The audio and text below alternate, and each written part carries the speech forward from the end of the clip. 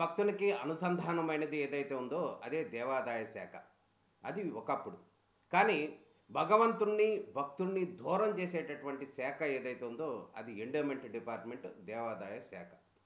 ఇది నేను చెప్తున్నది నిజం, వాస్తవం.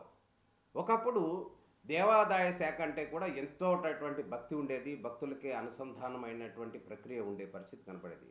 కానీ తాజాగా గనక చూసినట్లయితే, ఒక చిన్న ఉదాహరణ గనక మనం గమనించినట్లయితే, దేశ ప్రధాని నరేంద్ర మోడీ, ఆంధ్రప్రదేశ్ ముఖ్యమంత్రి నారా చంద్రబాబు నాయుడు, ఉప ముఖ్యమంత్రి పవన్ కళ్యాణ్, లోకేష్, మంత్రులందరూ కూడా వెళ్ళి 10 రోజుల క్రితమే శ్రీశైలంలో ప్రత్యేకమైనటువంటి పూజలు, భగవంతునికి సంబంధించినటువంటి ప్రత్యేక పూజలు కూడా నిర్వహించినటువంటి పరిస్థితి కనపడింది.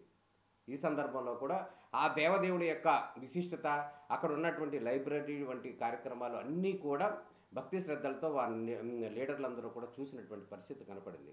ఇక దీంతో ఏముందిలే, ఇక శ్రీశైలం మల్లికార్జునుడు ఎక్కడైతే ఉన్నాడో ఈయనంతా కూడా ప్రజలందరికీ దగ్గరలో ఉండిపోతాడు, ఆయనకి సంబంధించినటువంటి దర్శనాలన్నీ కూడా చాలా ఫ్రీగా అయిపోతాయి అని చెప్పి అందరూ భావించారు.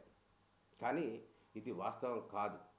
ఆంధ్రప్రదేశ్లో ఉన్నటువంటి దేవాదాయ శాఖ అధికారులు ఎవరైతే ఉన్నారో వారు ఒక్కసారిగా స్వామివారి అభిషేకానికి సంబంధించి మొన్నటి వరకు 1000 రూపాయలు ఉన్నటువంటి అభిషేకం టికెట్ను ఒక్కసారిగా 5000 రూపాయలు, మీరు వింటున్నది నిజమే, మొన్నటి వరకు 1000 రూపాయలు ఉన్నటువంటి అభిషేకం టికెట్ను ఒక్కసారిగా 5000 రూపాయలకు పెంచేశారు. అంటే ప్రజల్ని, భక్తుల్ని కూడా స్వామివారిని దర్శించడానికి రమ్మని చెప్పాలా, లేక వద్దని చెప్పారా, అదే అర్థం కావట్లేదు. కార్తీక మాసం ప్రారంభమైనటువంటి తొలి రోజుల్లో, నిండా 3 రోజులు కూడా కాలేదు, ఈ నేపథ్యంలో భక్తులందరూ, శివభక్తులందరూ కూడా శ్రీశైలం వెళ్ళి స్వామిని దర్శించుకోవాలని చెప్పి ఎంతో ప్రయత్నాలు చేస్తున్నటువంటి పరిస్థితుల్లో ఒక్కసారిగా 5000 రూపాయలు పెంచేసిన పరిస్థితి కనపడుతుంది. మొన్నటి వరకు కూడా 1000 రూపాయలు ఉన్నటువంటి పరిస్థితి కనపడుతుంది. ఒక్క అభిషేకానికే కాదు, అక్కడ స్వామివారికి సంబంధించినటువంటి అన్ని సేవలు, రుద్రాభిషేకం కావచ్చు, చండీ హోమం కావచ్చు, మృత్యుంజయ హోమం కావచ్చు, వీటన్నిటికి కూడా రేట్లు భారీగా పెంచేసినటువంటి పరిస్థితి కనపడుతుంది. అంటే భక్తులకు సంబంధించి ఎందుకు ఈ విధంగా భారీగా రేట్లు పెంచేశారు అనేది అర్థం కాని పరిస్థితి కనపడుతుంది. కొంతమంది అధికారులు ఎవరైతే ఉన్నారో వారి యొక్క అత్యుత్సాహం ఆంధ్రప్రదేశ్ ప్రభుత్వం మీద, ఆంధ్రప్రదేశ్కి చెడ్డ పేరు తెచ్చేటటువంటి పరిస్థితి కనపడుతుంది.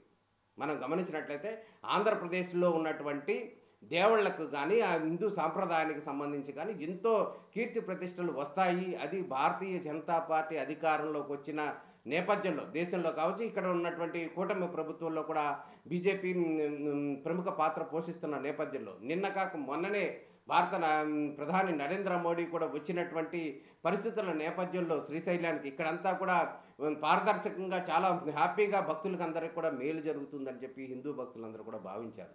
కానీ ఇది వాస్తవానికి విరుద్ధంగా జరుగుతున్నటువంటి పరిస్థితి కనపడుతుంది. ఒకవేళ ఒక చిన్న విషయాన్ని కనుక గమనించినట్లయితే, ఒక హిందూ భక్తులకి సంబంధించి, హిందువులు దేవుళ్ళకి సంబంధించి వారికి మాత్రం అభిషేక ఖర్చులు కావచ్చు, టికెట్లు కావచ్చు, దర్శనాల టికెట్లు కావచ్చు, అనేకమైనటువంటి పెంచేస్తున్నటువంటి పరిస్థితి కనపడుతుంది. అదే ఇతర మతాలకు సంబంధించి, ఇక్కడ సందర్భం లేకపోయినా కానీ ఒక ఇతరులకు సంబంధించి అయితే మాత్రం కొన్ని ప్రత్యేకమైనటువంటి దర్శనాలకు వెళ్ళే సందర్భంలో వారికి మక్కా టికెట్లకు కానీ ఒక్కొక్కరికి కూడా 1,00,000 రూపాయలు ఖర్చు పెడుతున్న పరిస్థితి కనపడుతుంది. ఇటువంటి ఇబ్బందికర పరిస్థితులని దేవాదాయ శాఖ క్రియేట్ చేస్తున్నటువంటి పరిస్థితి కనపడుతుంది. ఇప్పటికే కార్తీక మాసం ప్రారంభమైంది, శివభక్తులందరూ కూడా పెద్ద సంఖ్యలో కూడా శివ నామస్మరణతో శ్రీశైలం అంతా మారుమోగుతున్న పరిస్థితి కనపడుతుంది.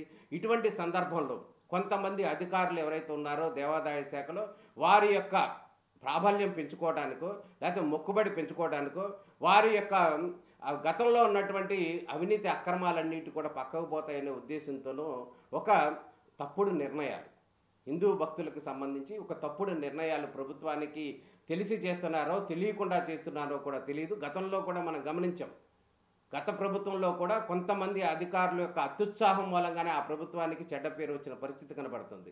ఈ నేపథ్యంలోనే ఈ కొంతమంది అధికారుల యొక్క తీసుకున్నటువంటి ఒక పిచ్చి నిర్ణయం, దేవాదాయ శాఖలో ఉన్నటువంటి కొంతమంది అధికారులు తీసుకున్నటువంటి ఒక తొగ్లక్ నిర్ణయాల మూలంగా హిందూ భక్తులందరూ కూడా మండిపడుతున్న పరిస్థితి కనబడుతుంది. శ్రీశైలంలో ఉన్నటువంటి టికెట్లు, ఆర్జిత సేవా టికెట్లు ఏవైతే ఉన్నాయో వాటి రేట్లన్నిటి కూడా అమాంతం పెంచేయటం అనేది చాలా హర్షించదగ్గటువంటి విషయం కాదు. ఖచ్చితంగా తీవ్రంగా పరిగణించాల్సినటువంటి సందర్భం ఉంది. ఈ నేపథ్యంలో ఆంధ్రప్రదేశ్ ప్రభుత్వం కానీ దేవాదాయ శాఖ ఎటువంటి నిర్ణయం తీసుకుంటుందో అనేది అయితే మనంతా వేచి చూడాల్సిన పరిస్థితి కనబడుతుంది. నమస్కారం.